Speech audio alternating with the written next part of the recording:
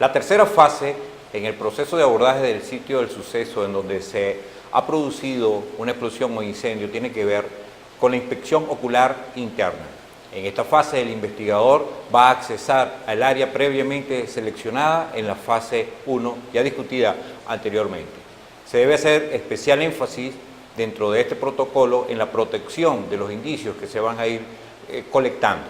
También en la parte de la protección de todo el sitio como tal debe llevarse especial cuidado, motivado a que podemos tener la presencia de curiosos, personas interesadas en abordar, en averiguar un poco lo que ha estado pasando allí. Recuerden que es un tema de primerísimo interés el estar atentos a la protección de los elementos que nos encontramos allí. Algunos de los aspectos que se tienen que tomar en cuenta en esta fase es la búsqueda detallada en el interior del sitio donde ocurrió el evento.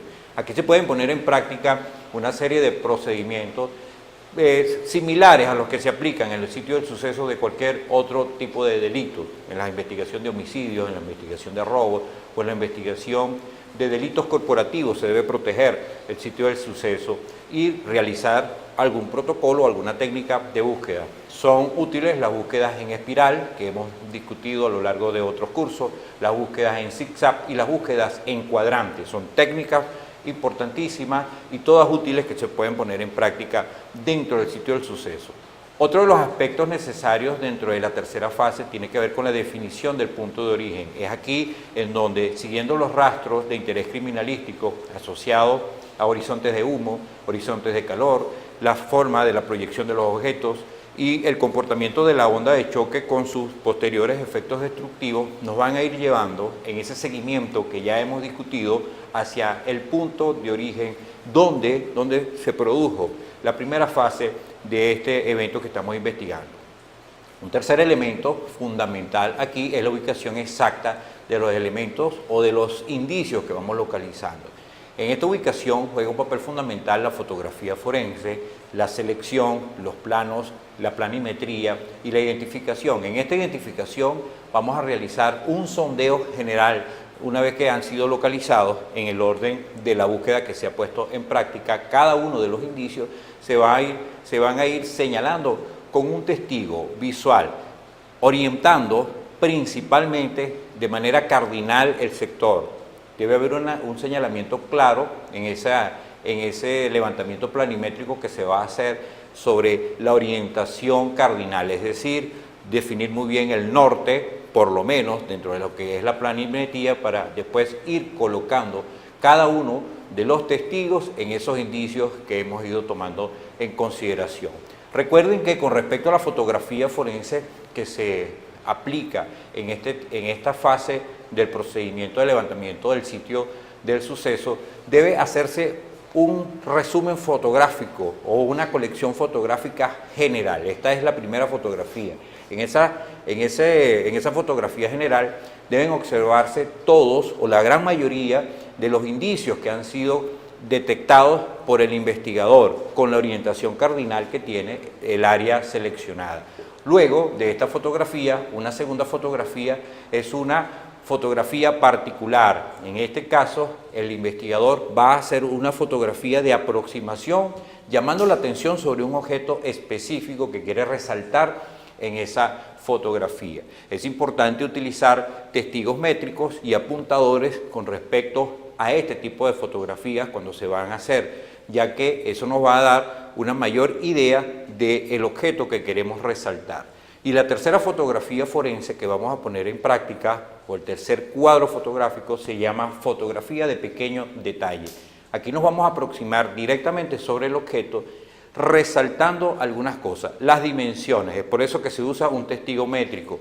Recuerden, señores investigadores, que esa fotografía que usted va a realizar de ese indicio en el sitio del suceso le va a dar una idea a quien la observe, puede ser un juez o un funcionario público para tomar una decisión administrativa, o al equipo de la empresa de seguros, le va a dar una idea de qué objeto es, más no de sus dimensiones. Por eso es que hay que utilizar siempre un objeto que nos dé una idea, una referencia del tamaño de tales objetos. Un testigo métrico como una regla o una regla graduada, de las especialmente utilizadas en este programa. ¿De acuerdo? También nosotros podemos poner en práctica, dentro de lo que es la planimetría, el detalle de la ubicación de cada uno de estos elementos, y eso va a reforzar ese cuadro fotográfico que acabamos de realizar. Fotografía general, ¿de acuerdo? La fotografía particular y la fotografía de pequeño detalle. Una vez hecho esto, comienza el proceso de colección de cada uno de esos elementos que se encuentran allí. De acuerdo a los protocolos que se utilizan en los manuales de cadena de custodia de diversos países latinoamericanos, especialmente Argentina, Venezuela y Colombia, se resalta también con un cuadro fotográfico el momento de la colección del objeto, resaltando la identificación del individuo, del investigador que está haciendo la colección, que está haciendo el levantamiento de ese material allí, y todos los procedimientos que se van a llevar a cabo a partir de ese momento: la colección, el embalaje, el cierre, el etiquetaje del sobre o del recipiente en donde se va a llevar ese material que se encuentra allí, debe quedar reflejado en todo un cuadro fotográfico y también videográfico en el caso de que dispongamos de este material y de este recurso. Las fases a cumplir dentro del proceso de inspección ocular interna incluyen observación. Recordemos que en estos casos el investigador debe realizar una aprehensión de todo lo que ve y obtener con esa observación un resumen lógico de los aspectos que pudieron haberse desarrollado. Recuerden que estamos trabajando en el descarte de procesos físico-químicos o de fenómenos físico-químicos, y cada una de las observaciones que realizamos en cuanto al tipo, a la cantidad y a la forma en que encontramos los indicios nos refuerza a través de este proceso de observación, valga la reiteración, vamos a obtener una idea más clara de lo que está ocurriendo en ese sitio. Protección. Volvemos a insistir en la necesidad de proteger todos los elementos que se encuentran asociados allí al sitio del suceso. La simple movilización de un objeto proyectado va a cambiar dramáticamente los cálculos que vamos a realizar en cuanto a la energía utilizada o la energía requerida para haber movido ese objeto hasta el sitio donde originalmente él se encontraba. La fijación tiene que ver con todo ese esquema mencionado ya anteriormente, donde hablábamos de la fijación fotográfica, la fijación planimétrica, la fijación videográfica, de todo lo que tiene que ver con los objetos y los elementos que se encontraron en el sitio del suceso. Deben quedar fijos, estáticos, en una sola posición. Eso va a permitir inclusive en el futuro realizar una serie de actividades que pueden terminar de demostrar los hechos que ocurrieron allí. Cuando se requiere hacer, por ejemplo, a través de un tribunal, una reconstrucción de los hechos, el trabajo de fijación realizado por el experto puede ayudar supremamente en este protocolo judicial importante. Luego, buscar, colectar y embalar apropiadamente cada uno de los elementos, de acuerdo a los principios establecidos en los protocolos de protección del sitio del suceso y cadena de custodia. Es muy recomendable que nos pongamos en contacto a través de la internet para verificar, para definir en cada uno de nuestros países cuáles son los procedimientos de custodia de las evidencias que se llevan a cabo en estos lineamientos. Recuerden que cada uno de los protocolos que como expertos, como investigadores van a realizar, deben estar apegados a esos procedimientos legales que se llevan en cada uno de nuestros países. Es fundamental. También aprovecho para recordarles que en materia de protección del sitio de suceso y en cadena de custodia, nuestros países han dado una cantidad de evolución, una cantidad de avances muy importantes y que debemos localizar a través de los recursos que tenemos allí para fortalecer los protocolos de nuestras investigaciones.